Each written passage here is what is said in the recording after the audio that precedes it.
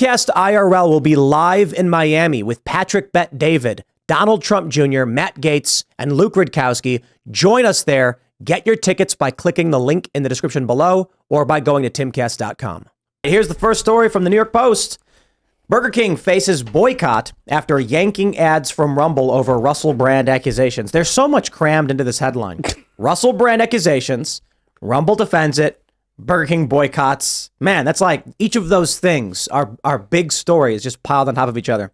They say, though Burger King hasn't publicly stated why it recently removed its adverts on the popular site, just as other brands like Asos and HelloFresh recently did, social media users have questioned the timing of the move, which came just 1 week after Brand came under fire.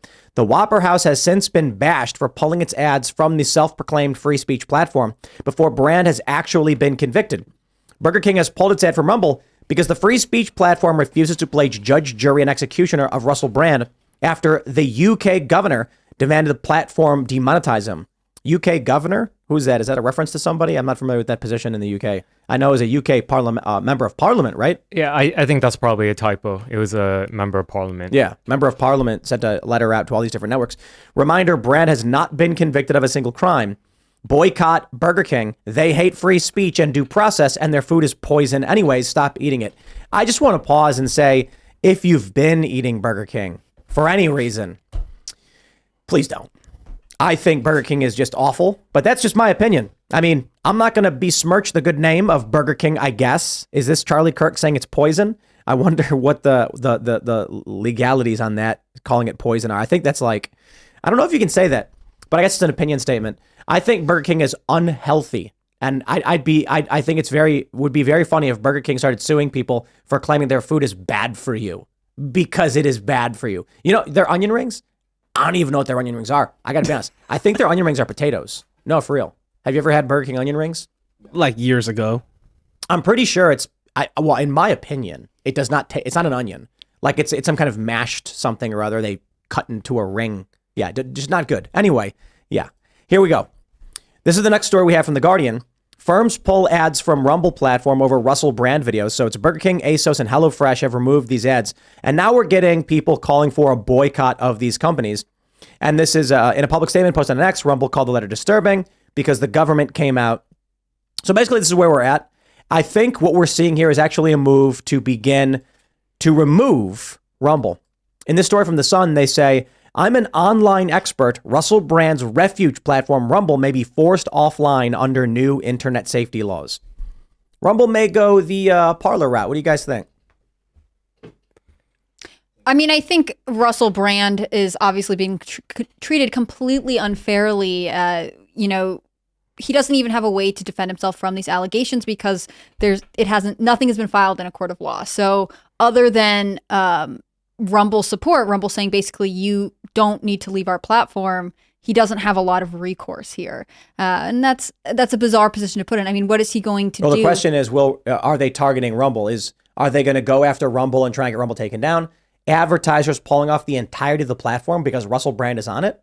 How does that make sense?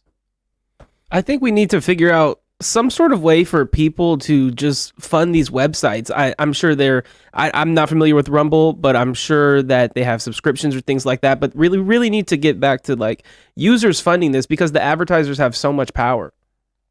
True, but the advertisers on platforms like YouTube gave birth to the influencer ecosphere. It's a whole generation of media that's really disruptive. I mean, as much as, podcasts and alternative news, really it's the influencer web that drives these things, which for the most part is predominantly funded by advertisers. It seems unfair that, people looking to have an alternative to YouTube would not be able to participate in standard retail advertising dollars. I mean, not that you should buy everything an influencer sells. On the other hand, in addition to unpersoning Russell Brand, there's an attempt to unplatform Rumble itself. I buy a lot of stuff off Instagram. Mm-hmm. Basically, if Instagram shows it to me, I'm buying it because they're ripping through my private data, and the algorithms know you better than you know yourself. Right. And so then you get this ad for this UFO thing. I got an ad on Instagram for it, and I was like, I must buy this, and so I did. And then they added that shop feature to make it easier. Yeah. Mm-hmm.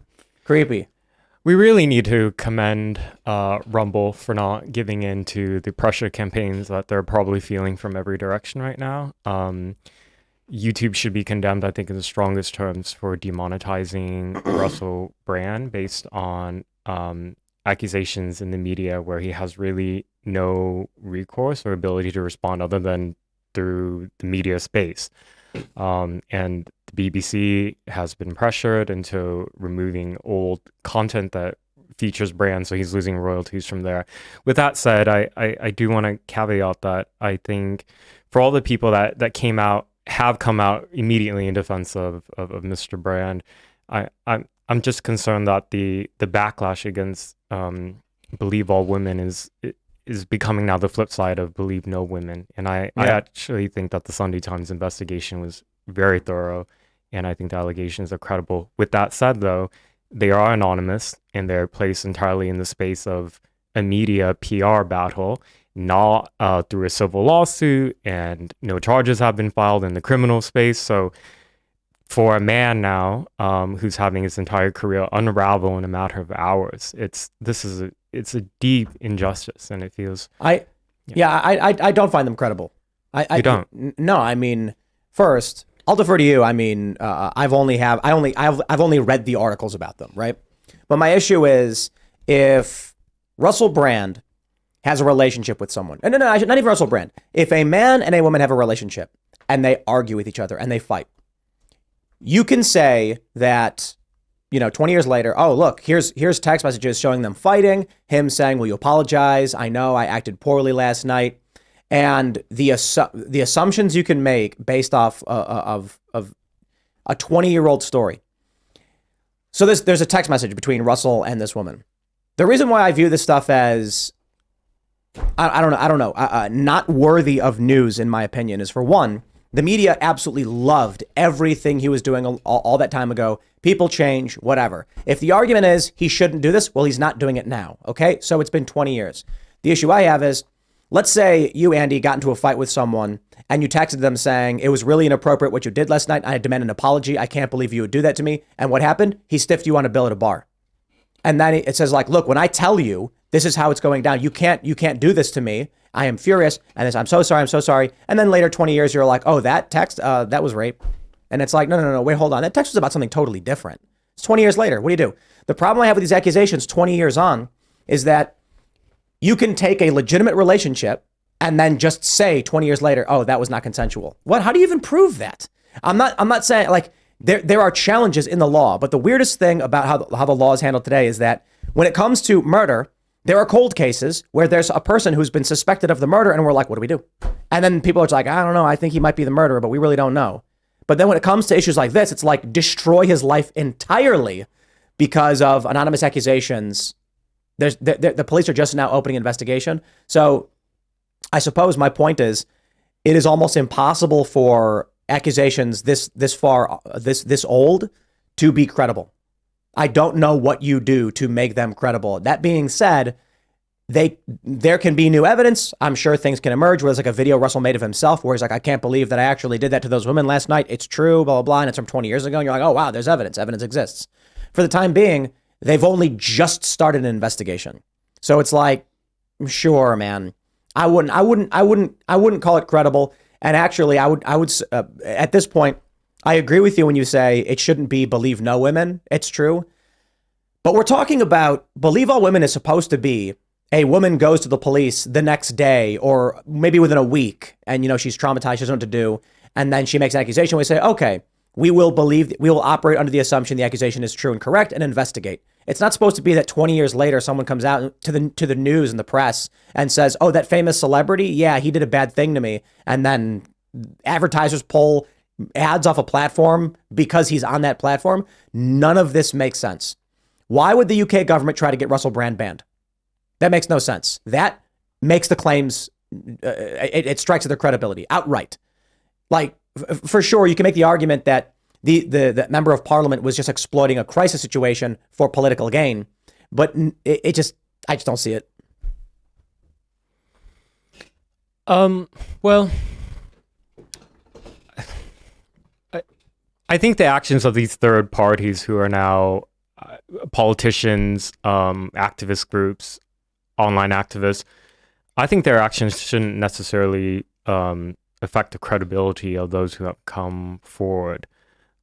These are third parties that have their own ulterior motives. So the MP will have her own reasons to try to elevate her name and profile in the press through these type of actions, as well as other individuals who have placed pressure to try to destroy the career of Russell Brand.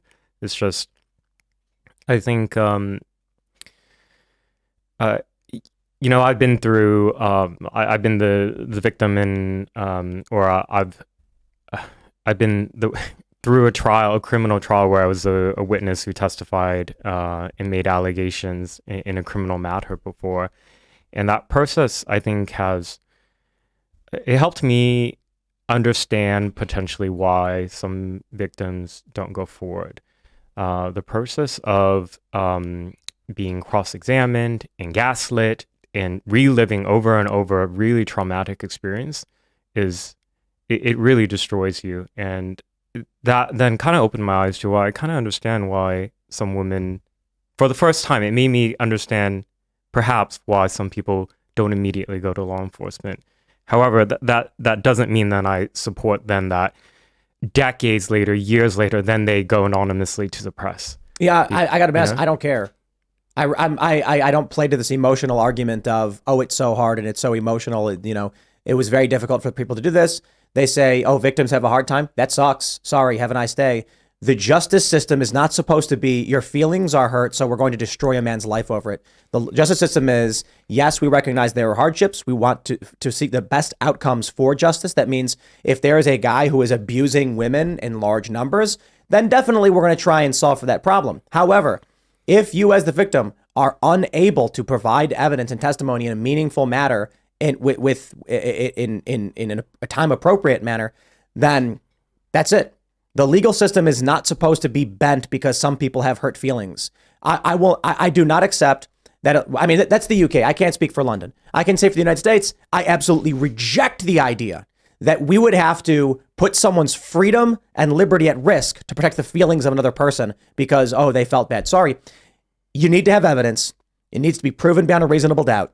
And what we're seeing now is, in line with so many other BS moments throughout the past couple of decades, or a decade or so, where people have been falsely accused, and Julian Assange, a great example. The media lied about everything. They use it to destroy his life. They didn't just fire him. They locked him up, and they have him locked up to this day, despite the fact we know the accusations that were made were completely untrue. So when you get a Jeffrey Epstein who gets away with it and gets protection from the media and the press, and then later it's like, whoops, all of that was true. Forgive me if I don't believe you when you go after a Julian Assange and you're ignoring the people on your side and you're targeting the people who are not on your side. All I see right here is when multiple agencies pull off Rumble, that Occam's razor suggests a coordinated effort to do so. When Alex Jones got banned, and I think was it 2018 or was it 2019? 2018? 2018. All the networks did it at the same time. There's an argument to be made that they were just waiting for, Twitter's like, as soon as any other company makes a move, we'll do it too. Or you likely have a scenario where there was some political agenda. In the instance of Alex Jones, we don't know definitively, but in the instance of Russell Brand, we know for a fact. The UK government solicited networks and platforms to remove Russell Brand. So why are these ads now being pulled from Rumble? Likely because the same people in the UK government are now targeting anybody who's sponsoring Rumble. I don't think it's as simple as to say a couple activists called Burger King and said, oh, you guys are running ads on Rumble. No, it's more like a national security letter gets sent out saying, you will do this now or else. Or maybe they don't need it.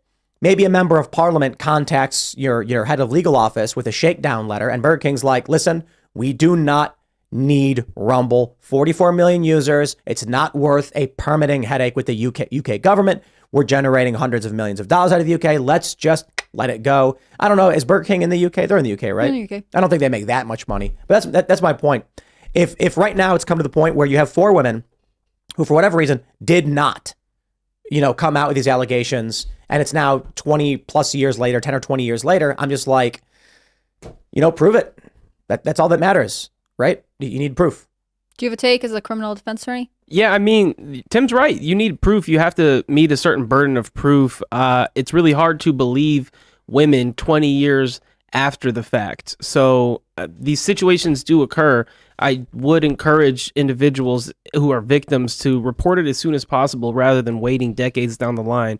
And you notice it always happens when they're in the spotlight for something or when they're leaning on the right side, because none of these allegations were ever brought when Russell Brand was like a darling of the corporate media. He was totally fine. Nobody said anything. Now he's more independent. Now you see them trying to come after him, and it just seems very coordinated. Right. Why- They why didn't does the say media anything care? when he married Katy Perry.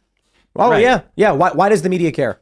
How come the media did not care about Epstein? In fact, they covered up for him, but they care so much about Russell Brand.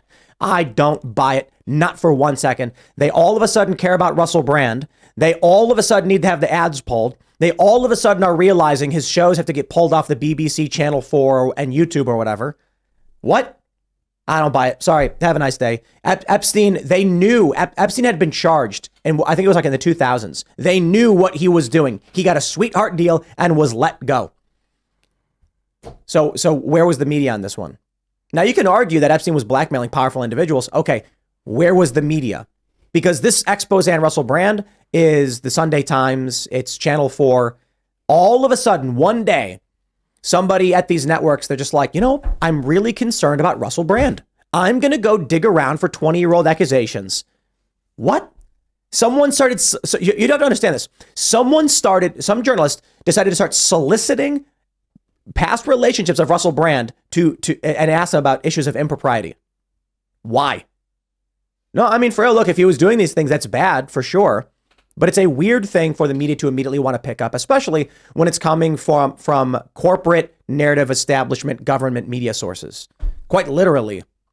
So It seems weird. And he's in an impossible position because there's nothing going on in court, right? So he could file, let's say, a defamation suit maybe against these anonymous people, but then he is adding to this narrative that he is the aggressor, right? He's going after these theoretical victims who aren't even being named, and therefore he's trying to get lots of money out of them. Like, there's no good look for him in this scenario. I get what you're saying. I agree. I think it is complicated for a lot of people to decide to go through the trial process. I don't think cross-examination is easy, but the fact that this was solicited from a reporter is so strange. Yeah, I mean, what Me Too I think has done is it's giving an excuse. It's in many ways actually discourage victims to speak out when they want and to who they want, like the media, rather than to law enforcement. I think law enforcement in reporting is so key for victims to get justice. When you wait so many years and statutes of limitations pass, memories is blurry, evidence is lost and destroyed. It's just, the Me Too has been more about, I think, giving space for people to tell these stories where they can actually never be falsifiable. Mm-hmm. And that's, and in that case, you can never even wait for due process to play out. I see a lot of people responding, like centrist response on social media. We should withhold judgment and wait for just this process to play out. But there's no process playing out. So it's, right. I have criticisms on, going so many directions here. I reject all of the accusations and allegations against Russell Brand outright. I mean, it's a pattern But one of them went to a rape crisis center at the time. And considering the political state of this country, considering the actions being taken against him, considering the motivations of the press, sure. But I won't give the benefit of the doubt. Sorry, not happening. It's just there are so many bad people and criminals who are getting away with everything that what we end up seeing is law enforcement choose to go after certain people when it benefits them politically. That's the nature of the West today. So when I see 20-year-old accusations, it's Brett Kavanaugh all over again. Sorry, don't care at all. You want to investigate, you want to prove it, by all means, please do so. You prove it in a court, fine, I get it. But now, does anyone actually even believe these courts? You got Donald Trump and that story, that woman in New York, that he went to that department store. Carol E. Jean. Yeah, right. What was the department store? Bergdorf Goodman's, right? Yeah, Bergdorf Goodman's. And it's the busiest place with the most famous man, arguably, in the city. Nobody saw him. He owns the hotel next door. He owns the next door. Nobody noticed. Donald Trump with no security, going to the second floor, I think it was, and then a New York jury finds Donald Trump liable for this assault or something? Sexual assault. Yeah, that's insane. So sure, fine. Still don't care. I don't care. I think the silver weaponization of it is just so thick and so intense. I'm giving no one the benefit of the doubt. I think the silver lining from the Russell Brand story is that people who care about free speech and due process are actually standing up and they're boycotting these companies who are pulling funds from Rumble advertising. I think it's really good to see the conservative boycotts that have been happening all year. It finally feels like we're trying to make our voices heard. Yeah. Yeah. See, the issue is every single time something happens, or I shouldn't say every single time, but typically there have been major political moments over the past several years. And you get conservatives, libertarians, and post-liberals all trying to do the reasonable thing. Okay, like you said, we'll hear this one out. And what happens? Bunk. Turns out to be nonsense. I remember when the George Floyd video came out. And we all were like, yeah, that video's bad. Like, that should not have gone down that way. And then you get the body camera footage and learn a lot more about what was really happening. And now you're like, okay, so it's tragic, but it's a bit different than the way they put it. The original video of George Floyd is a guy he's on the ground and they're kneeling on his neck and he dies. And it's like, whoa. Then you learn the dude was chewing a speedball behind the wheel of a car. The police brought him out. Floyd begged and screamed, get me out of the car and put me on the ground. He had a cocktail of drugs in his system. Still, he should have been given proper medical treatment, but it's nowhere near what actually went down. Ahmaud Arbery is the most egregious. The people who, I know conservatives who still don't know the real story of what happened with Ahmaud Arbery and the McMichaels. And we've had people on this show come on and be like, well, the Ahmaud Arbery thing, that was justice. I'm like, are you kidding? Did you even watch that? I'm sick of this. Russell Brand in the corporate press and in the movies is celebrated. Oh, this woman went to the police. I'm glad she did. If there's evidence that comes out, so be it. Then Russell Brand should go to prison if it's true. But not police, a rape crisis center. Okay, well then I don't believe it. Sorry. You need evidence to convict somebody. There's a lot of things people can do, and there's a lot of fake things people do. But my point ultimately, we have spent all of our time giving the benefit of the doubt to so many different people who are evil. At this point, I'm just like, I don't know, maybe it was 20 years ago. You prove it. We have a story. If not, I think it's being used to target Rumble.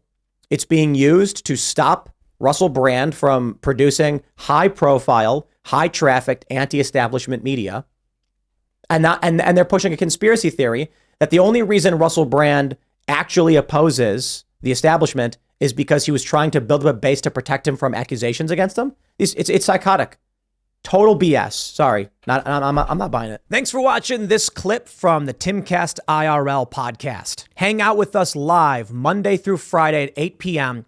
and become a member over at timcast.com for uncensored, members-only shows exclusive. Thanks for hanging out, and we'll see you all next time.